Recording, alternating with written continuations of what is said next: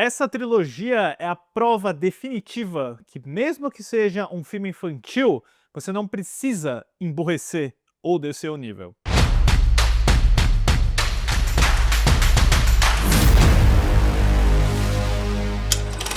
Olá, fãs da sétima arte, meu nome é Lucas Nascimento e esse é o Lucas Filmes e tô com bastante atraso nesse filme aqui, eu demorei para assistir porque eu realmente queria assistir nas condições ideais e teve um lance dele só ter vindo dublado aqui pro Brasil, o que é algo que acontece com filmes que são destinados ao público infantil, mas é uma pena porque acaba restringindo outras pessoas que querem ver, né?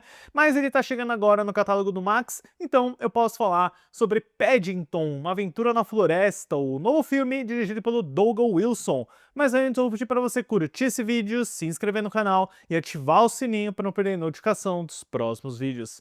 Que legal o fato de que eu finalmente posso falar sobre Paddington aqui no canal, pessoal. Paddington é essa série de filmes britânica que tem aí o David Heyman como produtor, a Estúdio Canal como principal financiadora e o Ben Whishaw como a voz desse urso CGI adorável, que é baseado numa série de livros infantis do Michael Bond. Eu tenho aqui, inclusive, um desses livros que lançaram no Brasil, que basicamente narra as aventuras desse urso que é acolhido por uma família britânica e passa a ser a figura mais cavalheira, mais simpática, bondosa e pregadora de bons modos, de maneiras civis, de como as pessoas devem ser boas o tempo inteiro, e rendeu dois excelentes filmes dirigidos pelo Paul King. É a franquia que fez o Paul King, que ajudou a abrir portas para ele ir para Hollywood, onde ele está fazendo um filme do Wonka, um filme sobre o Príncipe Encantado para Disney, e justamente por isso o Paul King acabou ficando ocupado demais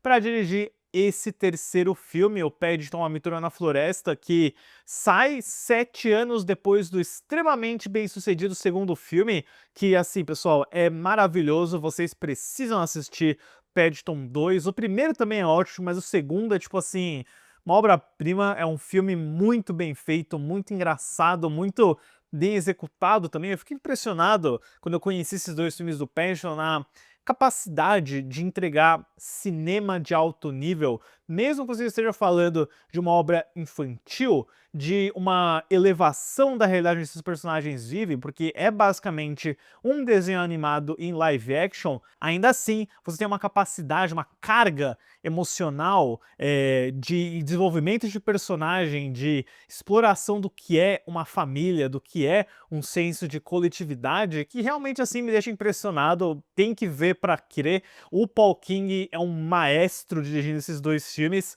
e então, quando o terceiro filme é anunciado, né, 7 anos depois, não temos o Paul King na direção, ele tá desenvolvendo o argumento junto com o parceiro habitual dele, o Simon Farnaby, que também vai pro Wonka, acompanha o Paul King em Hollywood, e o Paddington 3 acaba aí nas mãos do Douglas Wilson, fazendo sua estreia como diretor de cinema. Ele passou por uma carreira publicitária por um bom tempo, dirigiu comerciais da Apple, então eu não estava lá tão seguro em relação a esse terceiro filme. A gente também perdeu a Sally Hawkins, que interpreta a Senhora Brown. Ela estava ocupada, não sei se era com o próprio Wonka, tá? Porque ela também tá naquele filme, ou se foi algum outro compromisso de agenda.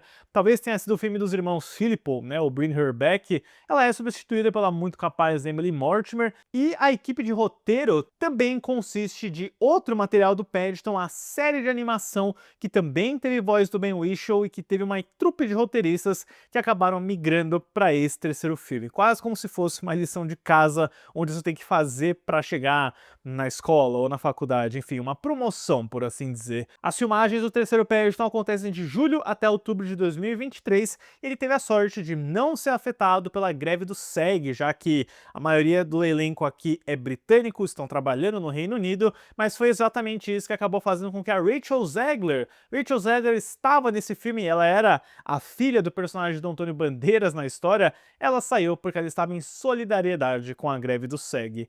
Resultado, né, eu demorei pra assistir, eu não queria assistir dublado, nada contra de forma alguma, mas é que pra mim o Ben Whishaw encarnou tanto esse personagem, eu não consigo imaginar o Paddington com alguma voz que não seja do Ben Whishaw, que eu de fato acabei demorando pra assistir, mas agora ele vai ser mais acessível no streaming, muitos de vocês vão assistir pela primeira vez. Eu não sei se vocês já assistiram os outros filmes do Paddington também, eu deixo a minha recomendação.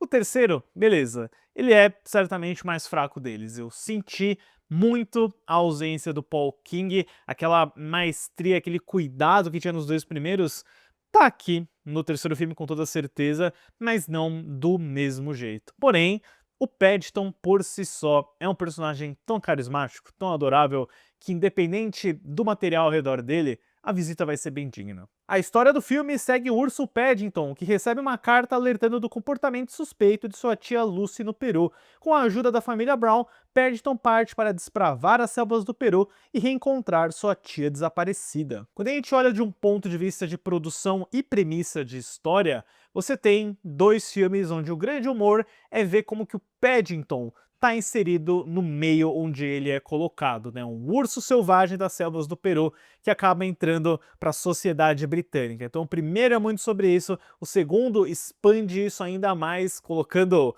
uma trama onde o Paddington vai para cadeia, que é simplesmente impagável. E o terceiro filme inverte tudo isso ao colocar os personagens do ambiente londrino nas selvas do Peru, o que inclui o próprio Paddington, né? Uma das questões do roteiro desse terceiro filme que eu acho interessante é o Paddington encontrar a família real dele, por assim dizer, né? Onde fica a lealdade do Paddington, já que o terceiro filme explora esses elementos de origem do Paddington, da onde vêm os ursos do clã dele, por assim dizer, da tia Lucy também. Então esse é meio que o tema do filme, né? A família é sempre o tema central, mas de como a família pode se separar e as coisas vão mudando. Eu acho que o filme faz um trabalho muito bom de estabelecer isso nos primeiros 10, 15 minutos, principalmente em uma narração do Paddington que coloca a incerteza da senhora Brown em ter o filho dela indo para uma direção, a filha indo para a faculdade, o marido dela, que é sempre muito bem interpretado pelo Hugh Bonneville, tendo questões do trabalho, e a própria questão do Paddington com a tia Lucy, que supostamente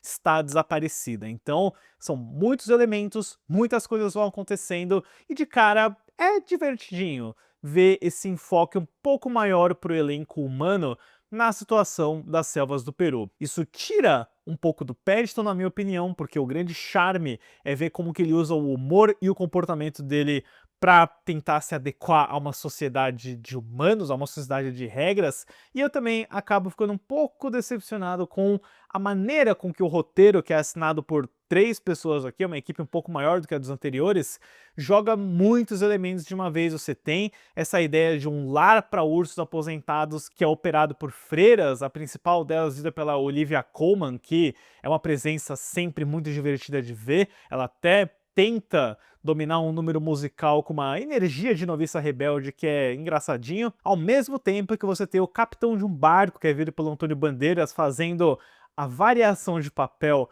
que ele faz em praticamente tudo que ele faz em Hollywood, né? É o mesmo papel dele no Indiana Jones e a Relíquia do Destino. Mesmo papel, não muda absolutamente nada. Só que aqui eu acho que ele consegue se divertir um pouquinho mais, porque o personagem dele tem uma questão de querer encontrar um ouro perdido, e ele é constantemente assombrado por antepassados que são todos interpretados pelo Antônio Bandeiras. Quase a forma como Sylvester Stallone vê versões diferentes dele no Pequenos Espiões 3, sabe? Todos interpretados por ele mesmo. Isso é divertido, mas ao mesmo tempo é muita coisa, me parece muito carregado, e eu entendo, né? Eu consigo ver aqui como essa nova equipe de roteiristas e como o diretor Douglas Wilson estão tentando andar nos passos do Paul King e do Simon Farnaby, porque o primeiro ato estabelece vários elementos, várias coisas que vão ser relevantes no terceiro ato, superações e desafios que os personagens têm que seguir, em especial o fato de que o Sr. Brown tem que correr mais riscos, que em algum momento ele vai encontrar uma aranha gigante e ter que lidar com isso, o que para mim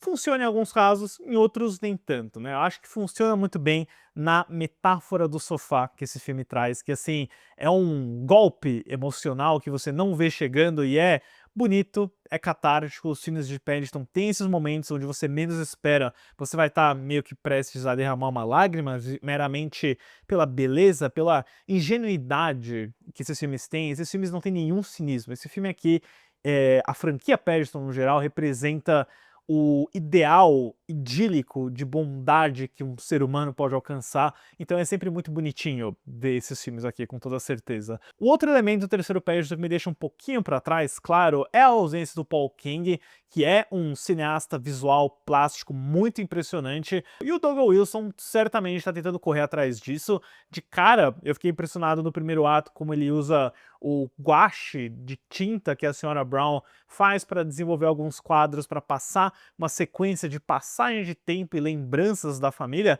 que é muito bonito, é muito legal. Eu acho que o humor físico também tá funcionando bem aqui, até as sequências de ação que envolvem o naufrágio de um barco e uma queda de avião são ambiciosas, divertidas, bem feitas, mas acho que o grande problema para mim é claramente notar que é um diretor tentando perseguir a sombra do outro, né? E o Paul King, no caso, faz isso de uma forma muito melhor. Tem um momento específico aqui onde o Doug Wilson tá nitidamente tentando recriar um quadro do segundo filme, um quadro icônico que envolve a cela de uma prisão, e quando o Doug Wilson faz esse mesmo plano, você vê que ele tá tentando chegar lá, mas que não é 100% a mesma coisa. Então, é uma pena que a gente não tenha aquele senso de tudo está amarradinho, sem falhas, perfeito, que o Paul King fez no primeiro e no segundo filme em especial. Mas eu acho que quando a gente chega no fim do Paddington: Uma Aventura na Floresta, a mensagem, que é muito bonita, é preservada e é bem entregue. Eu acho que, graças ao carisma desses personagens, por mais que eles não tenham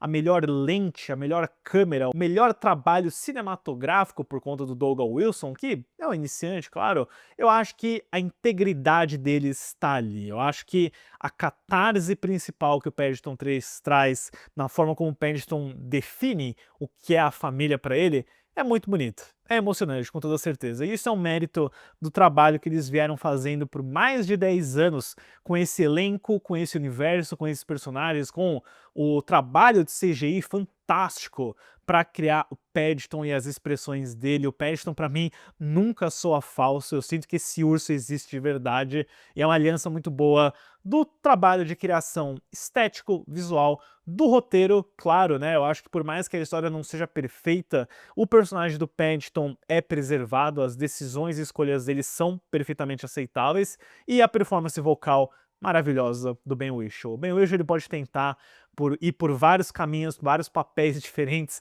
mas ele vai ser para mim ou o Q do 007 ou a voz do Paddington. E ser lembrado pela voz do Paddington não é nada ruim na minha opinião. Pra Paddington: Uma Aventura na Floresta, eu dou uma nota 6.